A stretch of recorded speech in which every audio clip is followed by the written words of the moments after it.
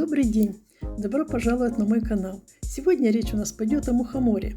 Мухомор – это красивый светлый гриб разного размера, который производит очень яркое впечатление. Его легко узнать среди других грибов из-за интересного цвета шляпки. И, конечно же, с детства мы все знаем о том, что мухомор – это ядовитый гриб, который употреблять в пищу нельзя. С ним связано много поверий, сказок, мистических рассказов. Он растет одиночно или группами с июня и до середины осени. Долго искать его не приходится, гриб можно находить в любом лесу. Большинство людей обходят этот гриб стороной, стараясь даже не прикасаться к нему. А некоторые, наоборот, считают, что мухомор – это отличное средство от некоторых проблем со здоровьем. В этом материале я просто напомню и расскажу об удивительных свойствах этого гриба.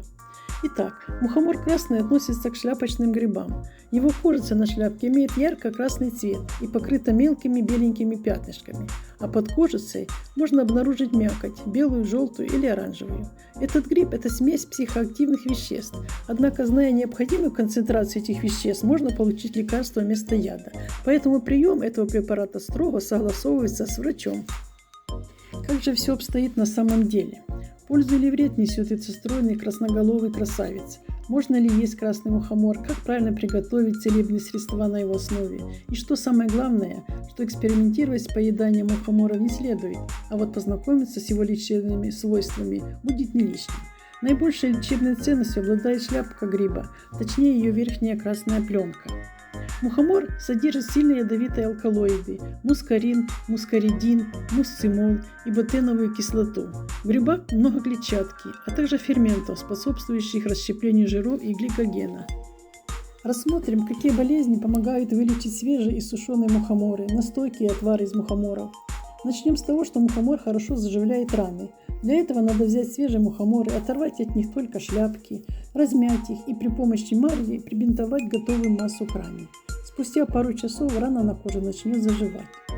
Настойка из мухомора применяется также при зубной боли, а некоторые с ее помощью убирают неприятный запах изо рта. Прием настойки мухомора практикуется при лечении онкологических новообразований на ранних стадиях. Наружно настойку используют в качестве растирания и компрессов. Это актуально при ревматических болезнях суставов и радикулите, остеохондрозе.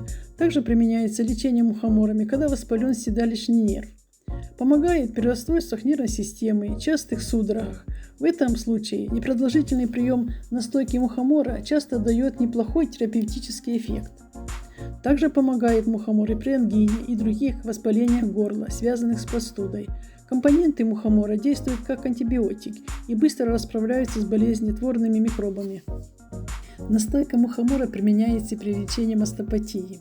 Отвар из мухомора помогает изгонять гельминтов из кишечника, лямбли из печени и всяких нежелательных паразитов. А теперь как приготовить настойку из мухоморов? Срезанные мухоморы мелко накрошить и положить в стеклянную банку, залить водкой или спиртом. При этом жидкость должна покрыть содержимое банки на 2-4 см. Настаивать в темном прохладном месте 30 дней.